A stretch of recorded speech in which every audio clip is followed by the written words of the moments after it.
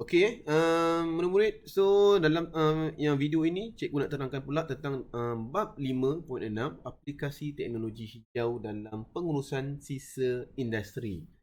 Okey, apa dia sisa industri? Sisa industri ni adalah bahan buangan lah. Dia adalah bahan buangan. Jadi bagaimanakah aplikasi teknologi hijau boleh menguruskan sisa industri? Jadi kita akan fokus kepada contoh teknologi hijau, seterusnya menghuraikan aplikasi teknologi hijau dalam pengurusan sisa dan air sisa industri, seterusnya mewajarkan aplikasi teknologi hijau dalam kehidupan. Okey. So teknologi hijau, okey, pengenalan dasar teknologi hijau kebangsaan pada tahun 2009 telah merintis penggunaan teknologi hijau dengan lebih meluas dalam pelbagai sektor di Malaysia. Kesedaran masyarakat terhadap pencemaran alam sekitar dan perubahan iklim telah mencepatkan usaha ke arah penghasilan serta penggunaan teknologi hijau di samping penggunaan sumber yang lestari. So, tolong ingat maksud teknologi hijau apa dia? Ia adalah satu teknologi atau aplikasi dibangunkan untuk mengurangkan impak aktiviti manusia terhadap alam sekitar. Okay? Nak mengurangkan impak aktiviti manusia terhadap sebab apa yang lagi canggih teknologi, lagi canggih aplikasi, dia akan ada kesan sampingan dia terhadap alam sekitar. Semua kilang-kilang industri ada menghasilkan bahan buangan di mana ianya akan mencemarkan alam sekitar. Mahu ataupun tidak, ianya akan mencemarkan alam sekitar. Jadi teknologi hijau ni, cara ni adalah untuk mengurangkan impak. Impak ni maksudnya kesan. Kita tak boleh tak boleh jadikan ianya zero, tapi kita boleh mengurangkan kesan. Okay. So ini adalah contoh teknologi hijau. Apa dia contoh teknologi hijau? Bekalan tenaga, okey. Bekalan tenaga, iaitu tenaga boleh diperbaharui seperti solar, hidro, geoterma dan angin. Kemudian teknologi hijau juga ada digunakan dalam bidang pengangkutan, di mana bidang pengangkutan ni dia akan menghasilkan asap. Semua kenderaan menghasilkan asap. Jadi pentinglah untuk menggunakan bahan api yang alternatif. Okey, bangunan bahan binaan mesra alam dan bangun jimat tenaga. Okey, seterusnya industri penggunaan alatan dan teknologi cekap tenaga. Apa dia maksud cekap tenaga? Cekap tenaga ni bermaksud katalah teknologi tersebut membebaskan tenaga cahaya. Tapi kita kena ingat pada masa yang sama tenaga tersebut mungkin akan terbebas juga sebagai haba, sebagai bunyi. Jadi nak menghasilkan teknologi yang cekap tenaga lah. Okey, so pertanian dan perhutanan, penggunaan baja kompos dan pemeliharaan hutan. Seterusnya, okey, pengurusan sisa dan air sisa. Kita semula dan kaedah olahan larut lesapan tapak pelupusan. Okey. Dalam silibus kita akan fokus yang ini. Okey. So, teknologi hijau dalam pengurusan sisa dan air sisa. Seperti yang cikgu katakan tadi, kita akan fokus kepada satu ini sahaja. Okey, dalam pengurusan sisa dan air sisa. Okey. So, bertujuan untuk memastikan pengurusan sisa yang lebih cekap, pengurangan pembebasan gas rumah hijau dan penyingkiran air sisa yang lebih bersih. Okay. Kemudian kesan karbon juga secara tidak langsung dapat dikurangkan dan pelbagai kaedah alternatif dalam menguruskan sisa dan air sisa dapat diteroka menerusi teknologi hijau. Okay. Seterusnya, pendekatan teknologi hijau dalam pengurusan sisa dan air sisa merangkumi aspek pelupusan sisa, pengurusan tempat pelupusan dan olahan air sisa. So kita fokus kepada tiga benda ini teknologi hijau dalam menguruskan sisa dan air sisa. Okey, pertama dia ada pelupusan sisa, pengurusan tempat pelupusan dan olahan. Okey. So, pengurusan sisa. Pembangunan pesat dan peningkatan jumlah penduduk telah menyumbangkan penjanaan sisa pepejal ataupun sampah yang tinggi. Okay. So, kalau kita tengoklah ya, bukan dekat kilang-kilang saja, semakin banyak penduduk, semakin banyak tempat tinggal, semakin banyak sampah yang dihasilkan. Dan sampah itu dia boleh jadi biasanya dalam bentuk keadaan pepejal lah. Okay. Mana-mana bahan yang tidak boleh terurai dia akan jadi sampah. Okey, seterusnya jika tidak diuruskan dengan baik, kualiti hidup dan kesihatan awam akan terjejas. Ya, betul. Apa yang akan jadi pada sampah kalau ia tidak diuruskan? Okey, dia boleh mencemarkan pandangan, okey, dia boleh menghasilkan bau yang tidak menarik, ya. Kemudian pengurusan sisa tidak hanya melibatkan pihak berkuasa tempatan, sebaliknya masyarakat perlu memainkan peranan dalam memastikan keberkesanan pengurusan sisa, terutama sisa. Okey. Maksudnya kita lah, kita semua haruslah pandai menguruskan bahan buangan, ya. Okay. Ini adalah contoh pengurusan sisa, okey. Macam mana? Okay, yang pertama ialah pengkomposan sisa pepejal organik. Yang ni dekat mana berlaku? Ini boleh jadi dekat rumah kita, boleh jadi dekat kedai, okey. Boleh jadi dekat kilang dan sebagainya lah. Okey. Kemudian bila dah jadi sampah kena buat apa? So kita perlulah bungkuskan sampah tersebut di dalam tong sampah. Kemudian apa yang berlaku? Kemudian pukul 4 pagi, 5 pagi, lori sampah pula akan datang, ya, okey. Pengumpulan sisa pepejal. Okey. Kalau lori sampah tak datang, apa perlu kita buat? Okey, biasanya dekat tempat kerja, dekat sekolah akan ada tong sampah. Okey. Ada tong sampah, dia asingkanlah ikut warna. Ada yang tempat buang kertas, ada buang plastik, ada tempat bahan kaca, ya. Dan ianya akan dikembalikan juga dekat lori sampah nanti, akan kutip, Okey, seterusnya nombor 3. Okey, ni bukan ni nombor 4 lah. Okey, seterusnya nombor 3. Okey, dia pergi kepada pusat pengasingan, sisa pergi pada nombor 4. Kemudian cikgu padam dulu bawah ni. Kemudian dah tempat pengasingan. Mana bahan kaca, mana bahan plastik, mana kertas, ya. Okey, kemudian dia pergi ke tempat penunuan, incineration, ataupun dia boleh pergi ke tempat pelupusan, ya. Okey, kemudian dia akan olahan larut lesapan. Okey, nombor 7. Ini tempat dia lupuskan jugalah. Okey, ataupun daripada sisa tadi bahan buangan yang nombor 2 ni, kita masukkan dia ke dalam tong sampah yang berbeza apa? Yang diasingkan terlebih awal lah. Okey, kita asingkan mana nak buang kertas, mana nak buang plastik, mana nak buang kaca, ya. Dan ianya akan dihantar di tempat kitar semula. Sebab apa? Sebab ada bahan yang boleh dikitar semula, ada yang perlu dilupuskan. Okey.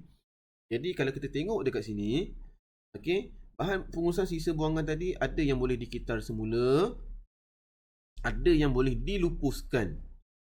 Okey. Dilupuskan ni pula ada dua. Yang pertama memang dah tak boleh nak guna lagi, so ianya akan dilupuskan. Okay. Dan satu lagi, bahan yang dilupuskan tadi pula, dia akan menghasilkan satu produk iaitu gas metana. Gas metana ni adalah bahan bakar, bahan api lah, ya. So, bahan api ni tadi dia akan menghasilkan apa? Dia untuk menghasilkan tenaga elektrik. Okey, tenaga elektrik. Nampak tak? Bahan api ni dia boleh menghasilkan tenaga elektrik, ya. Okey. Tapi dia adalah dia punya step dia. Okay. Seterusnya pengurusan air sisa. Yang slide sebelum ini pengurusan sisa iaitu yang berbentuk pepejal. Okey, kalau air sisa merupakan bahan buangan yang berbentuk cecair. Terdiri daripada sisa manusia, sisa makanan, minyak, bahan kimia. Air sisa dapat dibahagikan kepada air sisa domestik, air larian stormwater dan air sisa industri. So air sisa ni ada 3 jenis. 1, 2, 3. So berbanding air sisa domestik dan air larian stormwater, air sisa industri mengandungi bahan kimia seperti akrilonitril, metilbenzina, toluene serta logam berat seperti arsenik, merkuri dan pelamba. Okey. Okay, so kalau air sisa industri, ingat mudah aja. Dia mengandungi bahan kimia. Okay. Dan bahan kimia berbahaya ini sukar untuk terurai secara biologi dan memerlukan kaedah olahan yang lebih sistematik agar tidak mencemarkan alam sekitar. So ada 3, air sisa domestik, air larian stormwater, air sisa industri.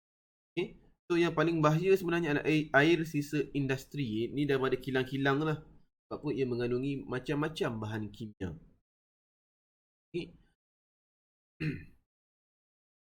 Seterusnya, kaedah olahan larut lesapan tapak pelupusan dengan menggunakan prinsip elektrolisis. Okey, ini kaedah pelupusan Ada kita tengok gambar rajah dekat atas. Ini dia. Olahan larut lesapan tapak pelupusan. Okey, ini adalah nama teknik pelupusan. Apa benda tu? Okey, jadi kaedah olahan larut lesapan tapak pelupusan ini dia menggunakan konsep elektrolisis. Ini murid-murid dah belajar semasa bab 1 elektrolisis. Dikenali sebagai proses elektropenggumpalan, merupakan pendekatan teknologi hijau yang boleh digunakan untuk pengolahan air sisa termasuk air sisa. Okey, dia menggunakan teknik elektrolisis di mana elektrolisis ni kita recall balik, dia ada elektrolit iaitu cecair, dia ada elektrod. Okey, elektrod ni dia punya biasanya diperbuat daripada karbon lah biasanya. Okay, jadi elektrod inilah yang akan menarik bahan-bahan buangan tadi daripada cecair. Okay. So elektrod karbon atau kuprum, nampak tak? Okay, ni adalah jenis elektrod dan dia ada elektrolit. Elektrod biasanya diperbuat daripada karbon ataupun kuprum. Okay, digunakan manakala air sisa pula adalah sebagai elektrolit. Proses penggumpalan. Okay, so dalam air sisa ni tadi, elektrolit ni dia ada banyak bahan sisa lah. Bahan yang kita tak nak. Okay. Kemudian bahan pencemar yang membentuk gumpalan. Okey, jadi kat dalam elektrolit ni tadi ada bahan pencemar. Dia akan membentuk gumpalan dan dapat diasingkan daripada air, seterusnya disingkirkan sebagai bahan enap cemar. Okey. So kalau kita bayangkan kita belajar elektrolisis dulu kan. Okey, yang ni ada elektrod. Okey. Contohlah elektrod. Okey, kemudian yang ini dia punya elektrolit. Ni sisa lah ni. Air dalam ni ada kotoran. Jadi kotoran-kotoran dalam ini, okey, dia akan membentuk gumpalan. Dan seterusnya apa yang berlaku? Dia akan tertarik dekat elektrod tadi. Okey, dia akan tertarik dekat elektrod tadi So lama kelamaan apa yang jadi dekat air sisa ni tadi lama-lama dia jadi bersih lah. Okey. Kemudian bahan enap cemar setelah dirawat dengan betul boleh digunakan sebagai baja dalam sektor pertanian atau di lupus yang bersesuaian bergantung kepada komposisi bahan yang terdapat dalam cemar. Okey, so elektrolit ni lama-lama nanti dia akan jadi bahan enap cemar nama dia. Tapi tak adalah kita guna untuk minum. Biasanya kita akan guna sebagai baja ataupun dia dilupuskan. Dan air sisa yang sudah diolah dapat digunakan semula untuk pengairan tanaman atau disingkirkan sebagai effluent. Okey. So, yang mana bahan enap cemar dan yang manakah air sisa? Kita tengok kat sini. Yang ini okey, sorry cikgu tersilap. Air yang sudah dibersihkan tadi nama dia air sisa. Maaf Dan bahan yang menggumpal dekat elektrod ni tadi, ini nama dia enap cemar. Okay. So enap cemar ni akan digunakan sebagai baja. Ataupun ianya dilupuskan. Dan air sisa ni pula dia digunakan untuk tanaman ataupun dilupuskan. Okay. Right. Ni gambar rajah lah pengurusan air sisa. Okay. Yang ni murid tak perlu nak hafal lah ya. Sekadar tahu sajalah ya. Okey, so air sisa dipam masuk kat dalam ni. Kemudian pengasingan sisa pepejal. Kemudian proses elektrolisis iaitu elektropenggumpalan. Okey, so kat dalam ni ada berlakunya proses elektrolisis. Kemudian proses pengasingan pepejal dan air sisa. Okey, kemudian dia ada dua lah. Satu air sisa, satu lagi pepejal. Pepejal ni nama dia enap cemar. Okey. Kemudian penggumpalan enap cemar. Enap cemar tadi dia pepejal dia akan kumpul dekat sini. Dan air sisa akan pergi di sini. Okey, kemudian okey, dia akan pelepasan efluent ke sumber air. Okey. Dia akan masuk ke sumber air. So air ni nantilah yang akan dirawat. Okey. Nak buat untuk tanaman ke, nak buat untuk minuman ke, ya.